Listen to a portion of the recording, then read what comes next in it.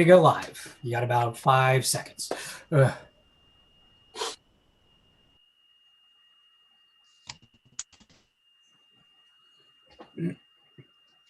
right, and you are going. Right. Go live. You got about 5 seconds.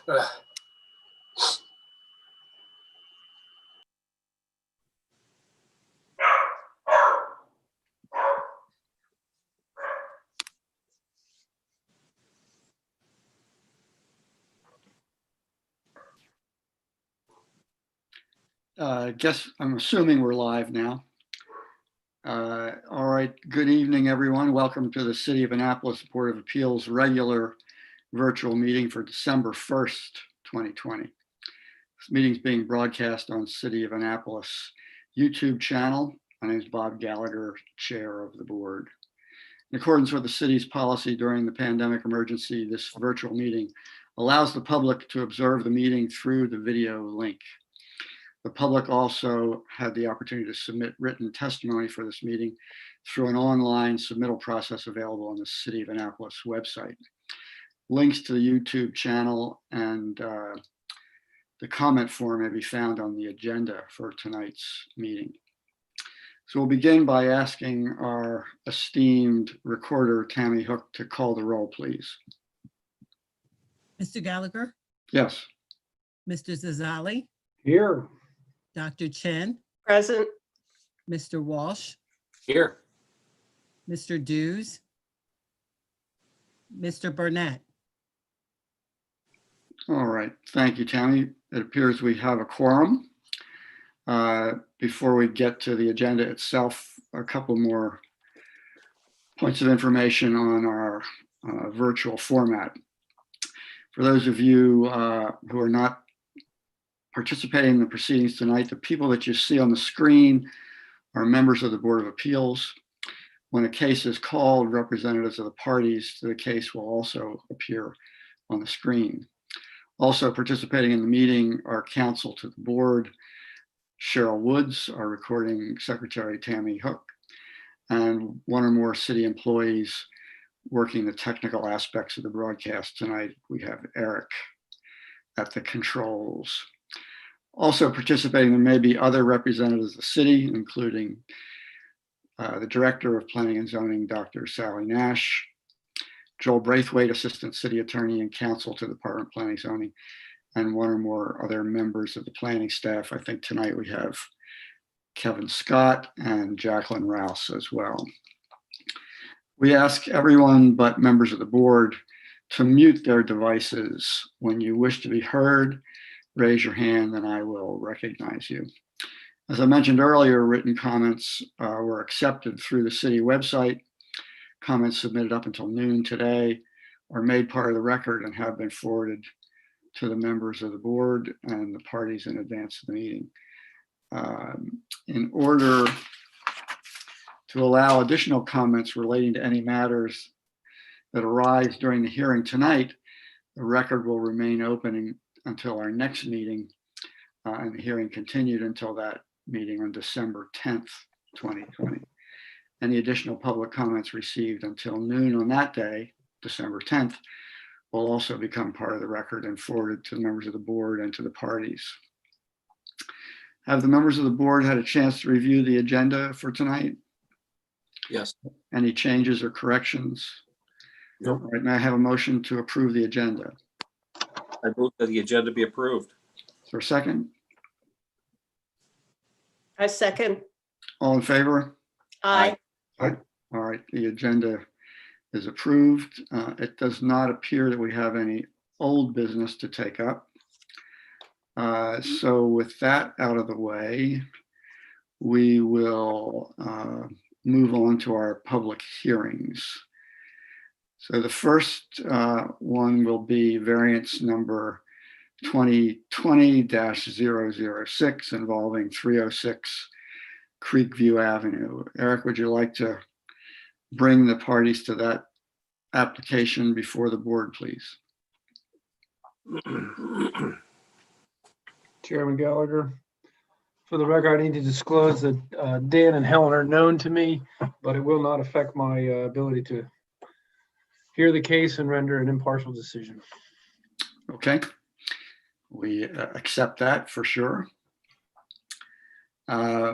So, Mr. Scott, will you be introducing the case for the city? Yes, thank you, Mr. Chair. My name is Actually, Kevin Scott. before we do, let me make another sort of Do you want to swear them in? another sort of regular, two more pieces of routine business.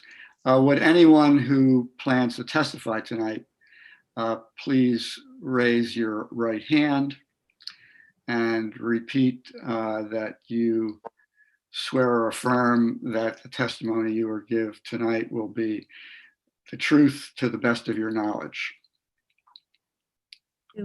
Thank you. Second point, before we actually get started, is please keep in mind that the members of the board are very diligent about this. We have the staff report and all of us exhibits, including the drawings, the extensive drawings. So we've read through it all and digested it carefully. So we urge you, for the convenience of the board and the applicants who follow you, to keep your remarks down to what you think you really need to get your points across. So with that, Kevin, please go ahead. Okay, good evening. My name is Kevin Scott. I'm Senior Planner with the Department of Planning and Zoning. This is case VAR 2020-006. It's a variance application by Daniel Philip Bornstein and Helen Kimberly Potember, the property owners, for reductions to the front and side yard setbacks to allow the entire demolition of the existing detached garage and the construction of a new detached garage in the same location on property located at 603 Creekview Avenue.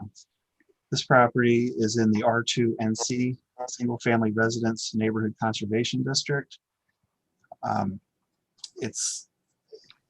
variances requested are to the front yard setback for an accessory structure are 34 feet is the requirement, and that is 30 feet for the setback plus a 4-foot expansion for the 20-foot height they're requesting, and they're asking for a 2-foot setback for the front. The required side yard would be 10 feet, and that's 6 feet plus a 4-foot expansion for the height, and they're asking for 2 feet. And the reason why they need this variance is because the configuration of this property is such that there's a private right-of-way that goes through the through all of the lots along Creekview Avenue. So between the house and where all the garages to all the houses along Creekview, all the garages are in the front yard. It's very similar to a case probably in the last year or so, right up the other end of the block. So our recommendation is in favor of the application, subject to them completing their site design review for the R2NC district. All right, who would like to speak on behalf of the applicant? Hi, this is, good evening, Terry Schuman with Bay Engineering.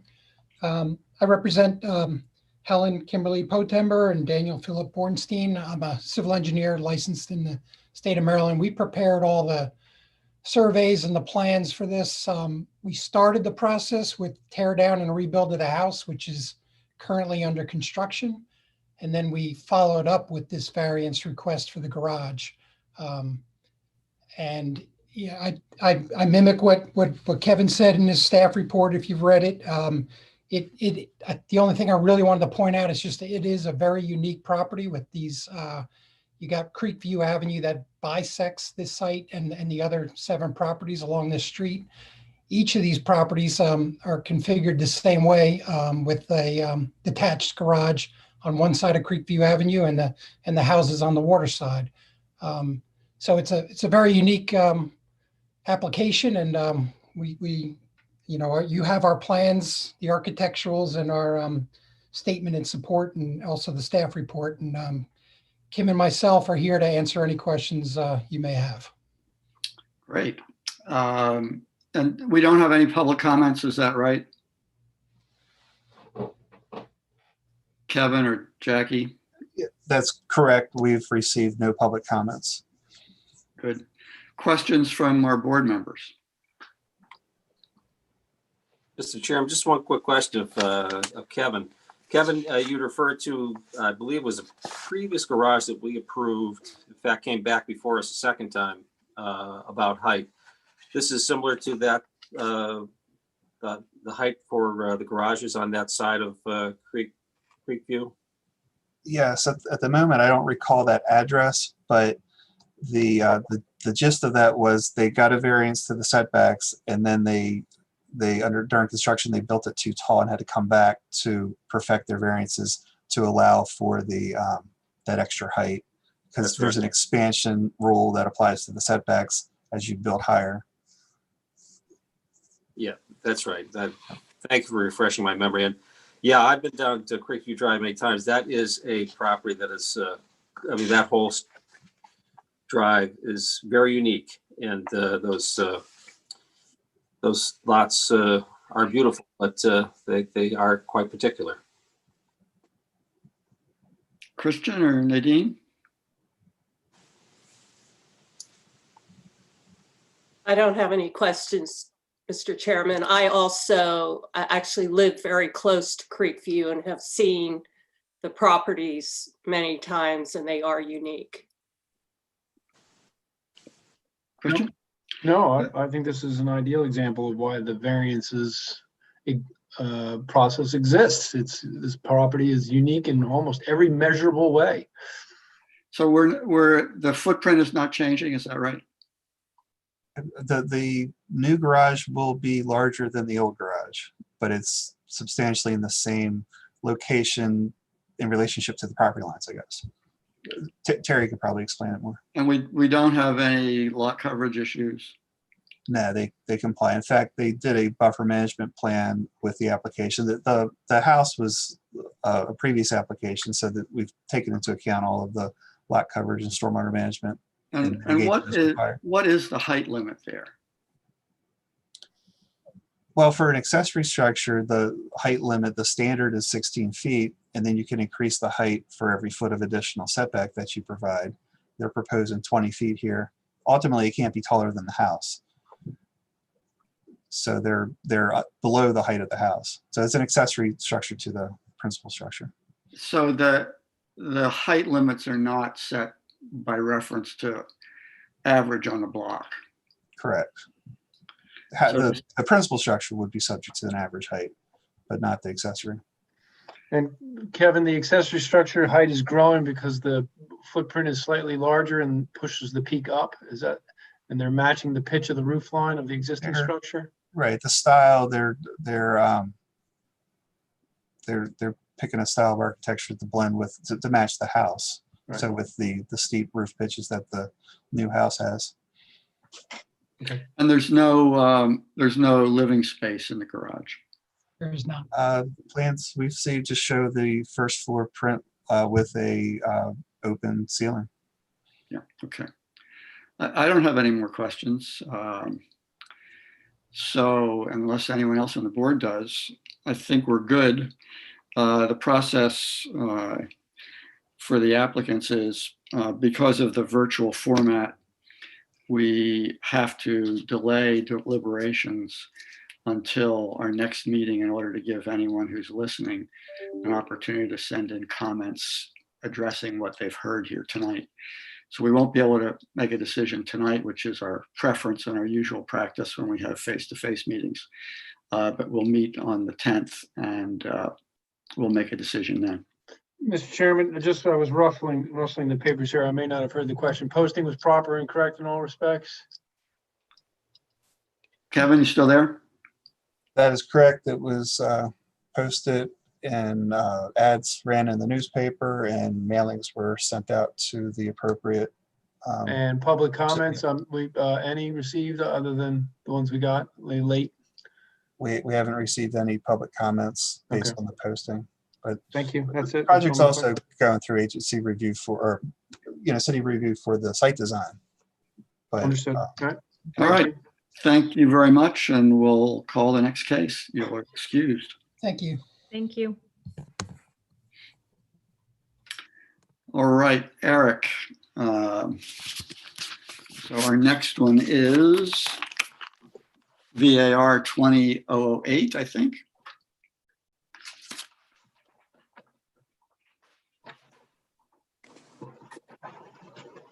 Please, that's me.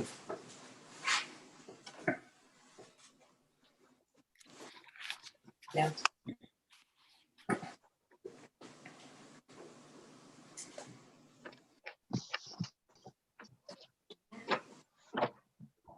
Leave it. Leave it. Here. Wish you use it. All right, is everyone who wants to be here? Yes. Good. So Kevin, is this one yours as well? Which one did you call? 08? Yeah, Yep, that's, yes. that let me is- just make the same suggestion I made in the last one if the applicants didn't hear. We have read the staff report and all of its attachments, including reviewed the drawings carefully. And so for the benefit of the board and the applicants behind you, we urge you to be as brief as you can when it comes your turn to tell us what's going on, because we have read everything and pretty much understand what's going on. So Kevin, go ahead. Okay, thank you. This is VAR 2020-008. Mr. Chairman, do we Yes. need to see any witness who's going to testify? Yeah, you're right. I didn't get everybody, did I? All right. So anyone who's going to give us testimony tonight, please raise your right hand and repeat. I swear or affirm under penalty of perjury that the testimony I give tonight will be the truth to the best of my knowledge. All right. Great. Thank you. Okay, VAR 2020-008, variance application by Thomas Kriek, sorry if I mispronounced that, and Nina Reburn, property owners of the property of 14 Murray Avenue for a 3.67 reduction to the 6-foot side yard requirement in order to allow a proposed 2-story addition to be constructed to the rear of the existing house. Now, this property is in the R2 district. It's in the critical area IDA designation. There's no issues with lot coverage on this one.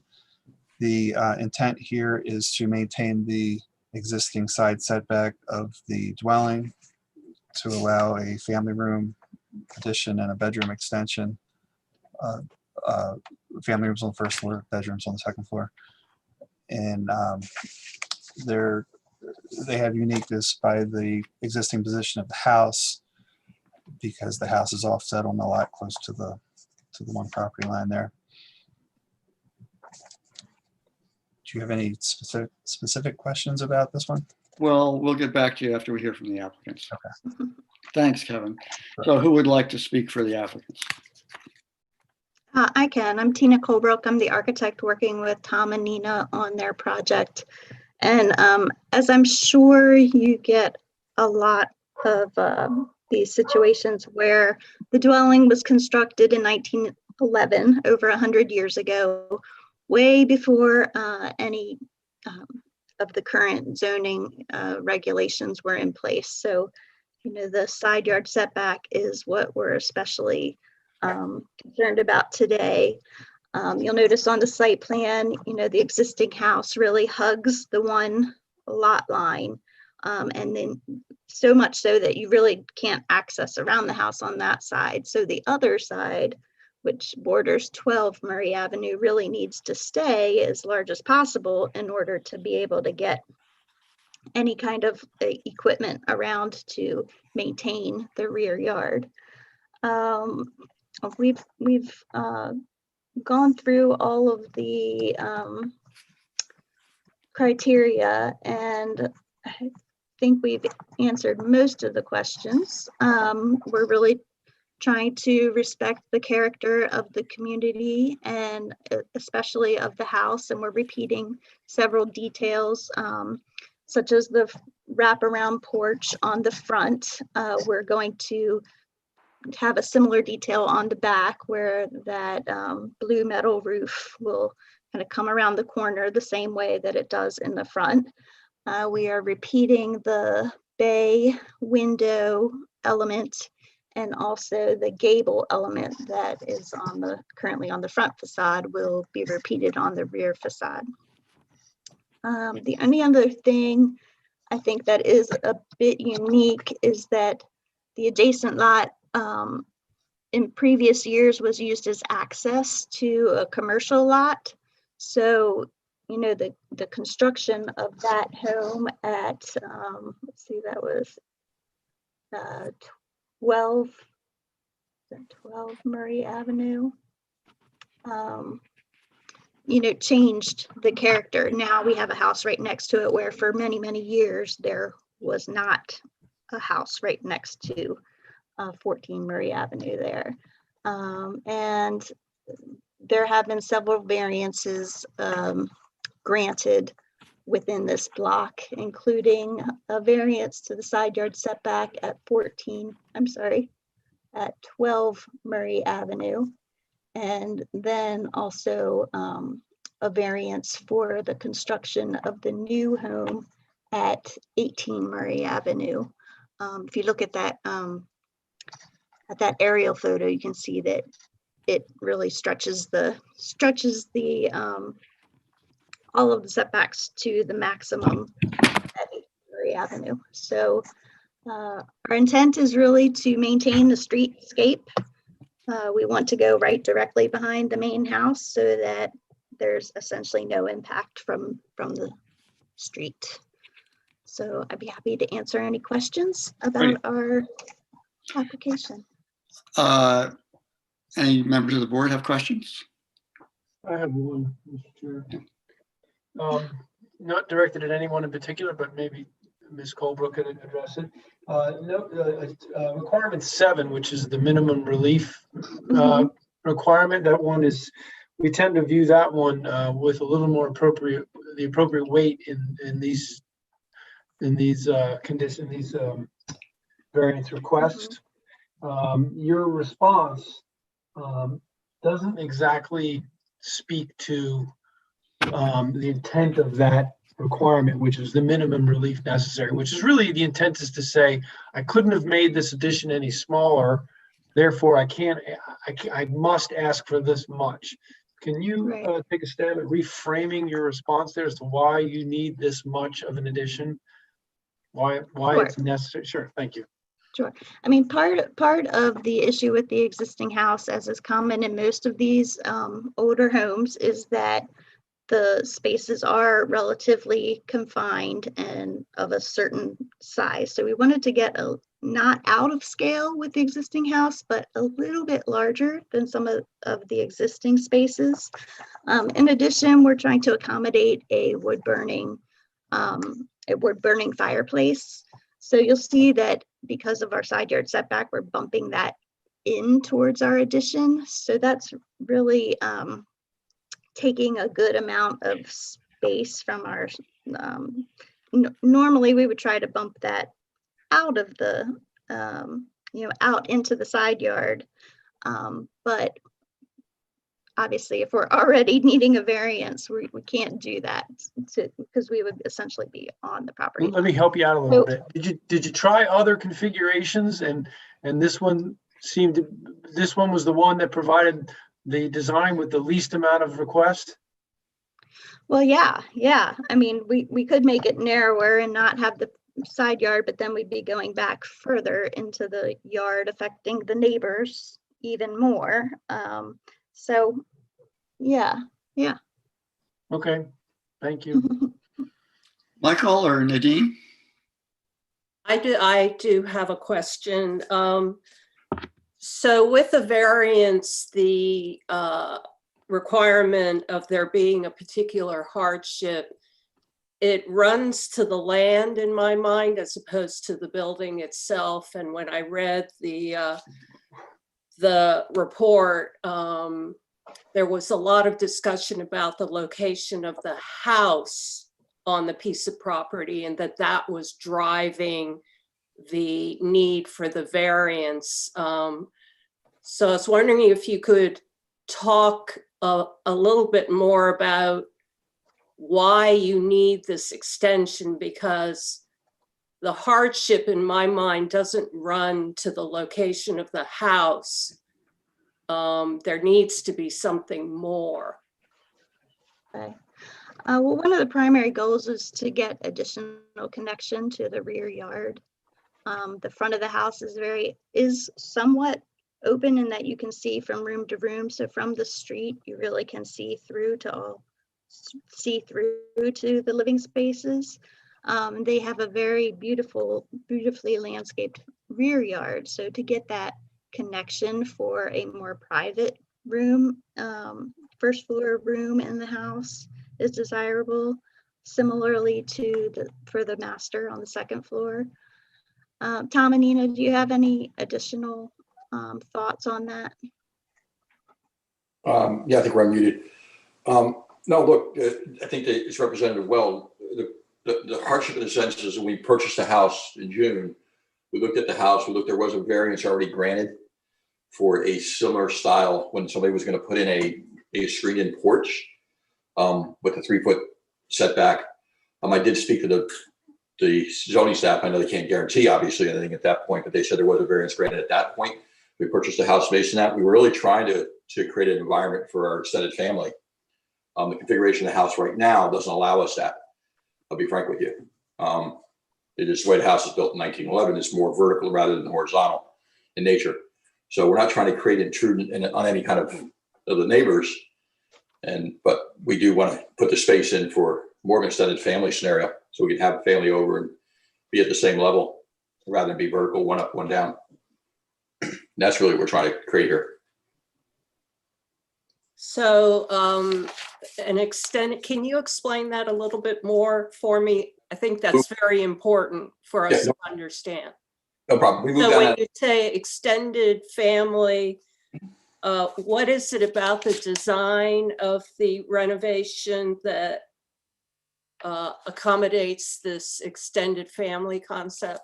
Okay, allow me to expand a little bit on extended family.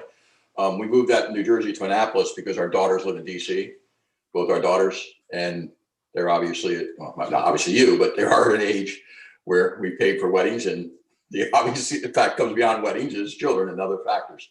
So when we want to have them over, we want to have them over in an environment that is conducive to having a family atmosphere. A gathering place. I mean, unfortunately, again, this house is a beautiful house, but it is vertical in nature. So to have that, you'd be on the separate floors and have a gathering place in effect. And we're trying to create that more of a family conducive atmosphere.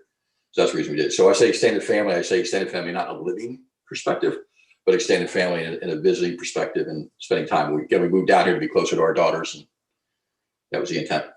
Yeah, and also just the existing house, the kitchen is very cut off from the rest of the house. As you know, the kitchen is really where entertaining happens.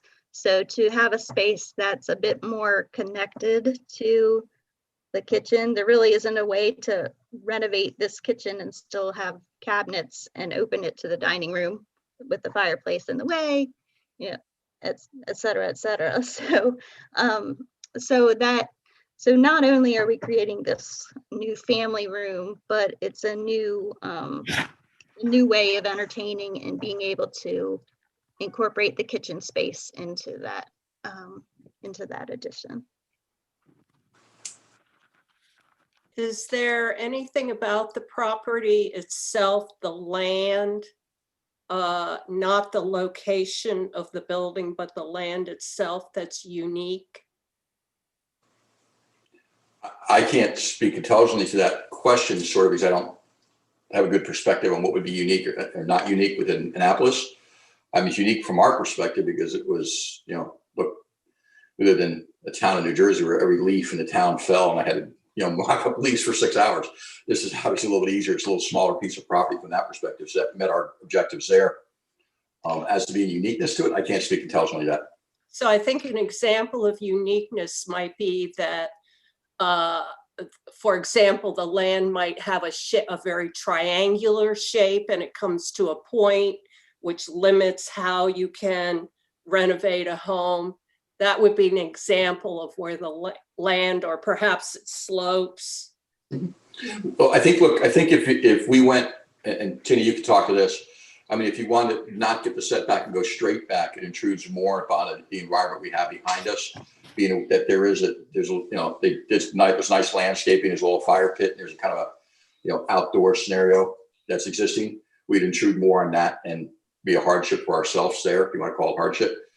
So that's when the land configuration is a lot more, it's deeper, but narrower in that situation. So we don't have choices to go, deeper from that perspective. It would just block our land. Is that a fair representation, Tina? I mean, Yeah, I mean, we did include some photos of the rear yard, and you'll see that it is very heavily planted with some very mature, both mature trees, large shrubs, and very well-established ground cover. Sure, that could be all torn up, but we don't, it's really well done. So it'd be a shame to have to do that. So I think in terms of respecting those plantings, which also lend privacy to both our property and our neighbors' properties, is worth considering. Nadine, Dr. Chen, if I can offer some longstanding perspective here. We've viewed the concept of uniqueness rather liberally on this board in the past, in as much as it's unique because it doesn't comply with current standards for a buildable lot. That sort of has been satisfying our unique standard. And if somebody was to come in with a traditional 1970s 2/3 of an acre lot and try to tell us there's something unique about it, we would push back. But these pre-zoning unbuildable lots, they get sort of blanket uniqueness privilege. Yeah, If I can just point out the lot that's true. here is, it's a 40-foot wide lot, and the standard for the R2 district is 50, so it is 10 foot narrower than the typical R2 lot. And at 4,600 square feet, it's also 800 square feet below the standard lot size for an R2 lot. So it's to its shape and size in that respect, it has that uniqueness. Like all the other lots, it's unique. okay, so I can answer that question. It's unique. Thank you. That was all. Thanks. Michael? Just a quick, Kevin, if I can call you back, or Tina, if perhaps, just clarify in my mind again, the distinction between how you view this in the first condition, that this is not just a mere convenience, but a particular hardship. It doesn't strict, I mean, from what I read, it goes to what you just said, Kevin, or is there more about that it's a pre-current code lot? Is there more to it than that? Oh, it's pre-current code, I think is how you put it. Built in 1911, the lot predated the zoning code, and like Tina had pointed out, to keep the alignment of the house architecturally where it's positioned in the lot, the mature landscape, where the utilities of the house, the driveway, the basement entrance, the HVAC on that side, they're not able to shift it over, from what they're saying, to line up with the rooms with the current floor plan configuration. So with all that in the narrow lot, I think that adds to their sense of hardship without getting relief to the setback. Okay, thank you. Kevin, following up on Christian's suggestion on the last case, would you recite for us compliance with the notice and posting requirements? They have met the city's notice requirements with a public notice sign on the property, ads in the newspaper, and mailed notices to all of the property owners within 200 feet, and community associations and aldermen and so on and so forth. That's outlined in the code. And we've received no public comments. Great. Okay. Because of the virtual format, we have to leave the record open until our next meeting, which is on December 10th. At that point, we'll take this up and make a decision. You'll have a decision that night. We have to do that because we have to leave the record open for anyone who's listening tonight to submit any comments they might have.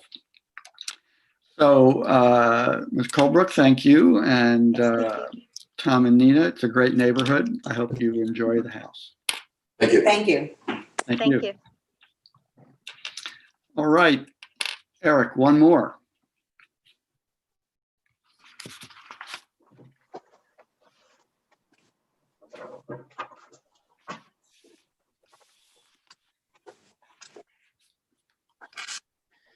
This is deja vu all over again. We're going to be out of here by 8 o'clock.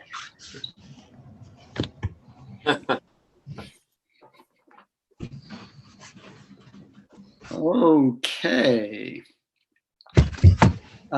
Jackie, are you staff on this one?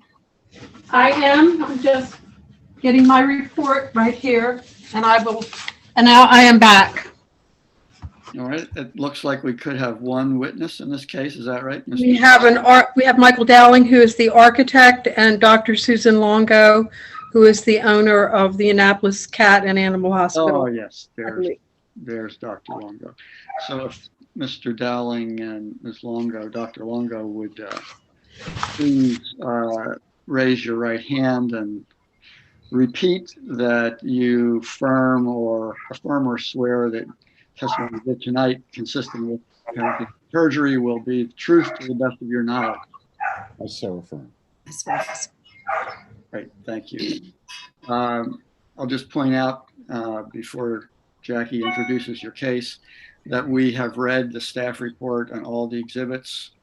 We're pretty familiar with them. And so we would just urge you to tell us what you think you might have missed or certain high points that you think you need to emphasize, but keep it as brief as you can. So with that, Jackie, take it away. Good evening to the Board of Appeals and to everyone else. So this is a special exception to amend a prior approval for a veterinary hospital that was first established in 1985 by special exception as a cat hospital in the Greystone building, which is located at the intersection of Bay Ridge Road and Forest Drive, and it has frontage on both roads. It's also the location of a hardware store on the upper level up building that's fronted from Forest Drive.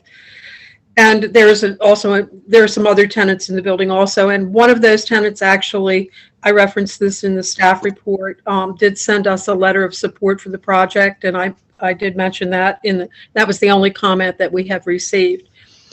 So it was established. Jackie, Tammy, you'll mark that as an exhibit. I can send a hard copy of those comments. I only referenced it in my staff report. Okay, thanks. Yes, I have marked it as an exhibit. Okay. So in 1985, the cat hospital was established. And then in 1993, the cat hospital was expanded and it became a full service animal hospital. There was a second expansion in 1997, and they're now come in for a third expansion. It's actually a fairly modest expansion. The existing hospital has around 4,000 square feet, and they're going to add another 1,000.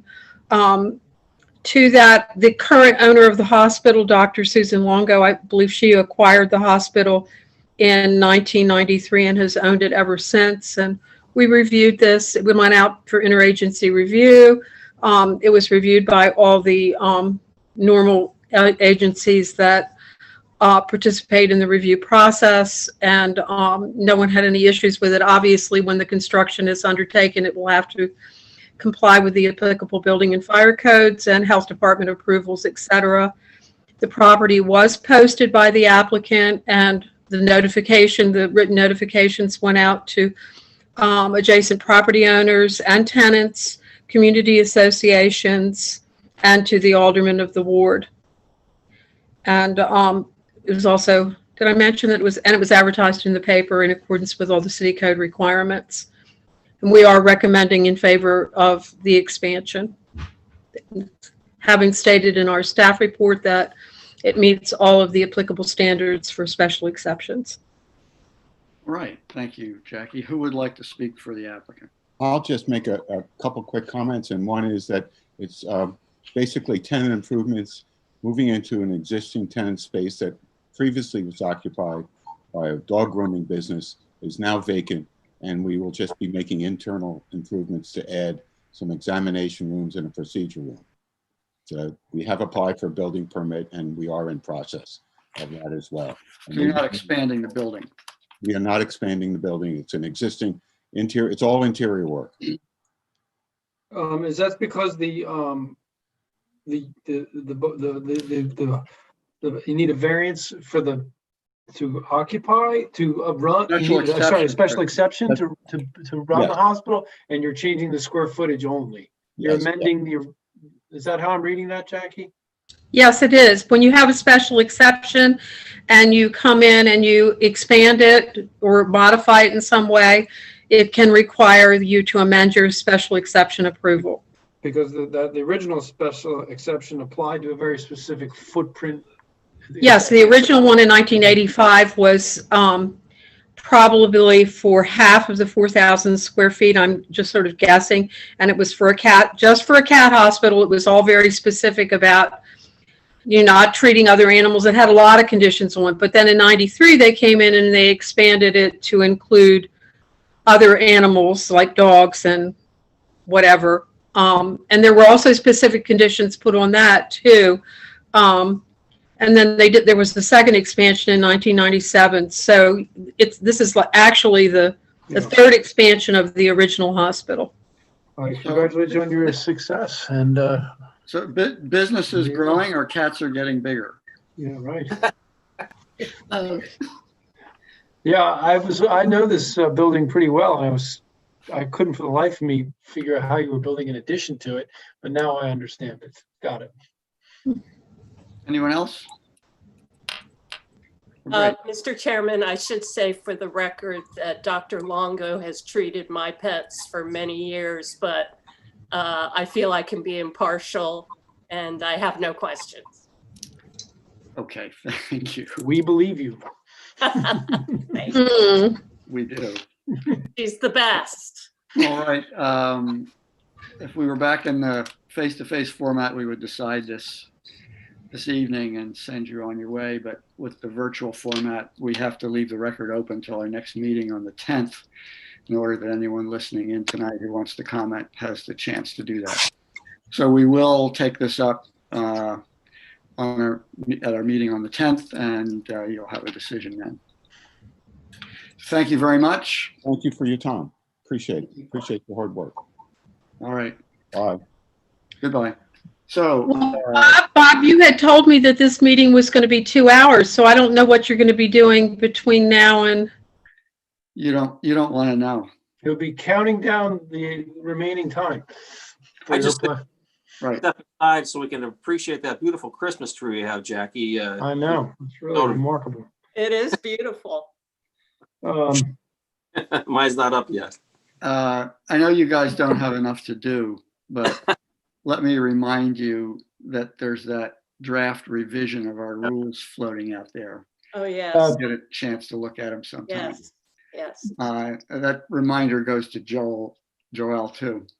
Mr. Chairman, do we have any other business on the 10th other than the deliberation and consideration of these three? Yes, we do.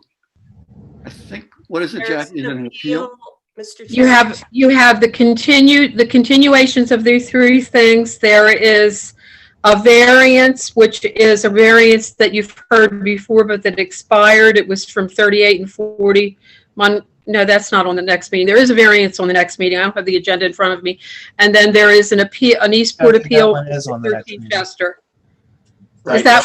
Yeah. Monroe is on the 10th. So it's 3840 Monroe Court. It's a variance that expired and it's been, they reapplied and obviously you all granted it before. So that's what's on the agenda for the next meeting. On the appeal, did we give them some sort of a scheduling order? No, that was the appeal where you agreed that you would hear the case on the merits that night. And I believe we gave them deadlines for the submittal of written materials, but I have to go back and check that. I will email you, but we haven't gotten anything. I haven't gotten anything. I thought we did give them a You have a staff report that Sally emailed to you last week on the appeal. And I believe, Kevin, you sent out your variance report today. That's Kevin? correct. Yes. The It package- came in the For this email. one on the 10th, we're going to set a new standard for speedy processing of appeals. Well, that will be interesting. And then I think so. I don't. Cheryl? Mr. Rogers is not involved, is that right?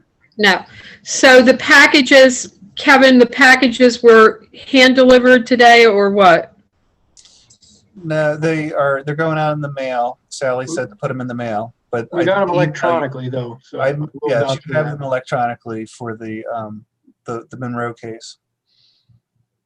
So everything's got mailed today? It'll go out in tomorrow's mail. Okay. And what about Cheryl's package?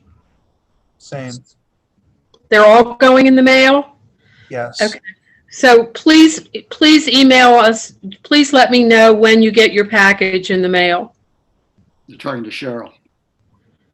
Everyone. Yeah, okay. Okay. We're just trying to keep track of how expeditiously the mail service can get things sent. Yeah, a couple months ago, the mail was extremely slow from what we're used to. So we've Yeah. been hand delivering, but it was decided that we would mail them. It couldn't have been Right. because of the election, could it? No, I think our mail service here is even slower than it was 2 months ago. So All right. Teresa sent me something from Annapolis and it took 10 days to get here. Okay. Annapolis, Nova Scotia. Yes. I'm looking for that motion.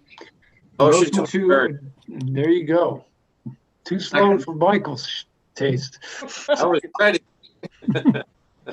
All in favor? Aye. Good night, all. Thank you Good very much. night. Thank you. All right. Aye.